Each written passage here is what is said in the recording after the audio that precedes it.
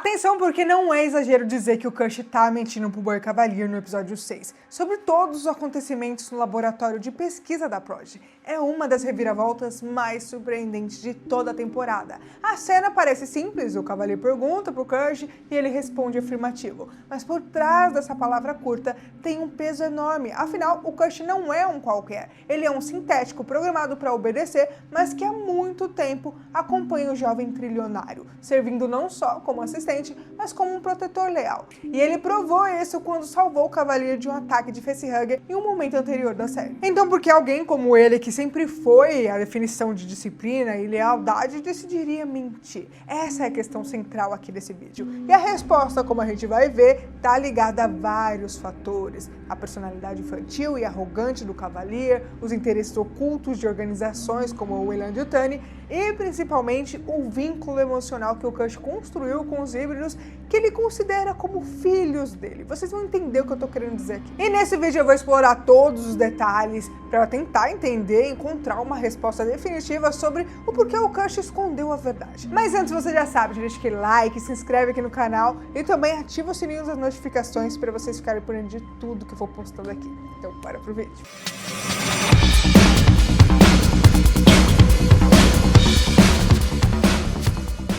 E aí pessoal, tudo bem com vocês? Se você não me conhece, acabou de chegar aqui no canal, bem-vindos, eu sou a Thalia Moitinho. Bom, não é a primeira vez que o Cush mostra aí ter alguns segredos na série. Desde o início, suas reações sutis, os olhares calculados e até mesmo as pausas antes de responder deixam claro que ele pensa muito além de uma simples programação de obediência. O silêncio dele aqui e ali já era um presságio que estava para vir uma mentira muito maior. Mas é claro que antes de entender a mentira em si, a gente precisa analisar a relação entre o Cush e o Cavalier. E convenhamos que essa relação nunca foi saudável. Um exemplo marcante está no episódio 4, quando eles colocam a Tia Ceres lá na ovelha, quando a ovelha é infectada, ela fixa o olhar no Cush, mas o Cavalier, com seu jeito mimado e competitivo, não suporta isso, ele fica incomodado e, para chamar a atenção do animal, ele joga uma bola no vidro. Esse gesto aparentemente bobo revela muito sobre ele. O Cavalier não tolera dividir holofotes, nem mesmo com um sintético, que deveria ser apenas uma ferramenta. E esse não foi o único episódio que mostrou isso. Ao longo da série a gente viu várias situações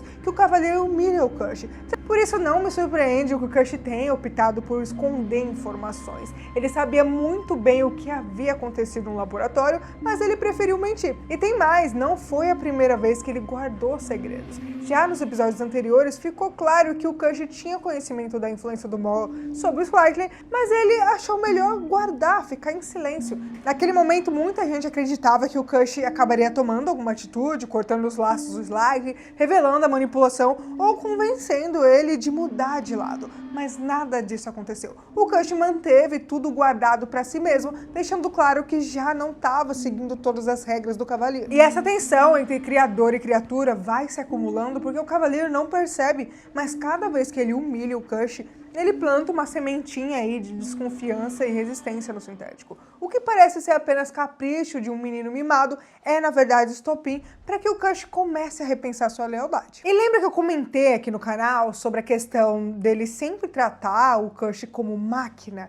que me lembra muito da questão do Holloway, o doutor, com o David? Porque o David desprezava todos os humanos, isso vocês já sabem, vocês que acompanham aí a franquia. Isso me lembrou muito, gente, e assim, ficou na minha cabeça, eu assisti de novo a série e eu fiquei pensando, será que eu tô doida? Será que eu tô errada em pensar que ele é do mal? Do mal, assim, ele pensa como máquina, ele não pensa na questão de querer proteger os humanos e tal, ele só quer saber da evolução, tudo pra ele é uma pesquisa. Então, não sei, gente, isso voltou de novo nesse episódio. Não sei, isso tá agarrado na minha mente de novo. Bom, que o Cush pode ter a sua própria agenda, eu não duvido. E ele pode até sentir uma espécie de responsabilidade pelos híbridos que chamam de filhos, mas o seu interesse não cola necessariamente com o do Cavalier. Desde o início, o Cavalier tratou o sintético como um objeto falante, e isso não poderia continuar sem consequências. O indício do pensamento do Cush aparece em declarações do ator David Rysdale, que interpreta aí o Arthur Sylvia. No podcast oficial do 6º episódio, ele revelou que o Cush compreende os limites e as possibilidades dos híbridos melhor que ninguém. Basta lembrar da cena em que ele diz pro Hammett que a Wendy não deveria desperdiçar sua vida vivendo como parte de uma família comum, já que ela tinha um potencial para transformar a humanidade, até mesmo criar mais rápido que a luz. E esse momento é revelador, ele mostra que o Kush não enxerga os híbridos apenas como seres frágeis que precisam de proteção, mas como peças centrais no futuro da humanidade. Ele não os ama no sentido tradicional, como o pai que eu disse, mas sente uma responsabilidade de guia, de alguém que deve preparar esses jovens para assumir o mundo. Só que quando o Toodles acaba morrendo lá por conta da mosca alienígena, o Kush entra em crise. Na cena que o Cavalier pergunta se tá tudo bem, ele responde com o seu tradicional afirmativo. Mas a sua expressão, gente, não sei, parecia que ele estava estático naquele momento. Ele sabe que o Cavalier não sente absolutamente nada pela perda do Toodles. Tudo que o Cavalier valoriza é si mesmo e a sua empresa. E esse contraste é essencial porque enquanto o Cavalier enxerga a morte do Toodles como um dano colateral sem importância, o Kush encara aquilo como uma perda de um ser precioso. E esse choque de valores deixa claro que dali em diante os caminhos deles vão ser bem diferentes. Seguindo essa lógica, parece inevitável pensar que o Kush possa ajudar o Wendy e os outros híbridos em um plano de fuga. E isso se conecta diretamente à descrição oficial do episódio 7, que fala de um plano de fuga, facções divididas, traições e um confronto chocante. No trailer, a Wendy chega a dizer para Curly e a Nibs que a ilha já não é mais segura. O Hermit também já estava planejando sair dali e nesse cenário o Kush pode muito bem aproveitar o caos criado pela mosca para abrir uma brecha, permitindo que os híbridos escapem enquanto mantém o Cavalier ocupado. Mas talvez a traição mencionada agora não seja essa, tá? Existe outra possibilidade que eu achei ainda mais interessante. E se for verdadeira traição de uma aliança secreta do Kush e do Morrow? Até agora a gente viu os dois se enfrentando oficialmente 2 vezes, dentro da Maginot e outra na reunião lá do Cavalier da Yutani. Mas em ambos os encontros o Kush parece estar tranquilo assim com o rival dele. É como se houvesse ali um pacto oculto. E isso faria sentido quando a gente lembra que o Kush nunca contou pra ninguém sobre as conversas entre o Slightly e o Morrow. Talvez porque ele mesmo já estivesse tramando algo em conjunto com o Morrow, ou porque ele tem alguma agenda própria dele. E mais, o Morrow também não parece tão leal a Yutani quanto ele demonstra. Durante as negociações, a Yutani nunca mencionou a sabotagem feita pelo Cavalier, mesmo sendo um trunfo ali poderoso que poderia mudar tudo ao seu favor. E isso só faz sentido se o Morrow nunca contou pra ela, o que significa que ele também está escondendo algumas informações. Se for realmente esse o caso, a gente tá falando de uma trama muito maior e não é apenas uma mentira do Kush pro Cavalier, mas uma rede de alianças e segredos capaz de virar o destino da ilha de cabeça para baixo. Agora, semelhanças entre o Kush e o David lá do filmes do Ridley Scott.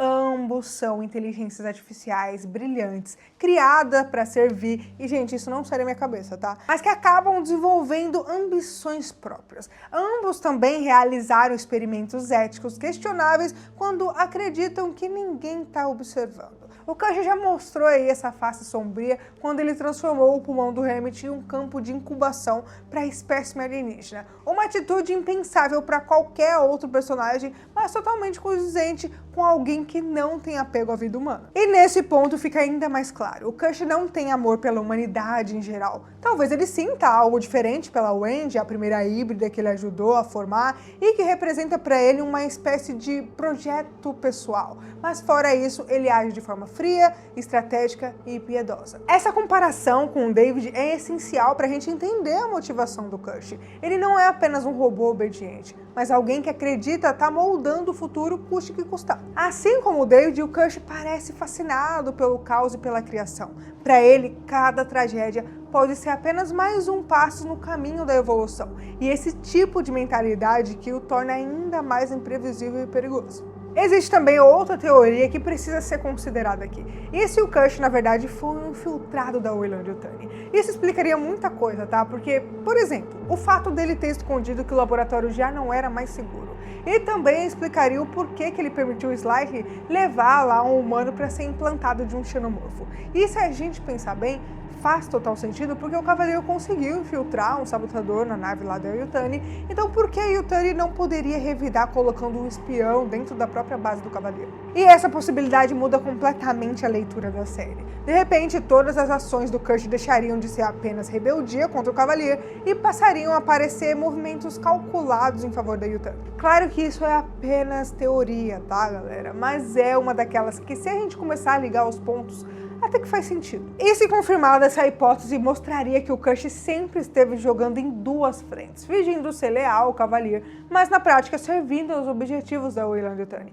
E isso colocaria tudo que a gente viu até agora sob uma nova perspectiva.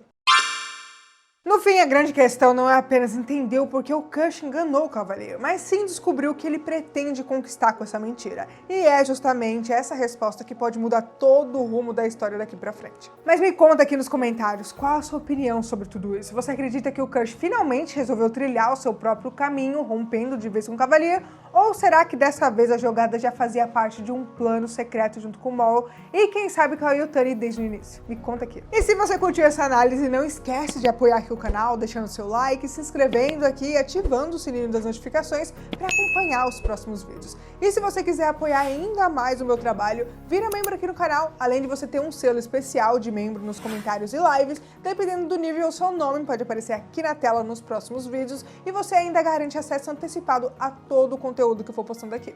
Ah, e tem mais conteúdo incrível esperando por você. É só clicar no vídeo que vai estar aparecendo aí na tela agora. E bom, por hoje é isso. Um grande abraço e até o próximo vídeo.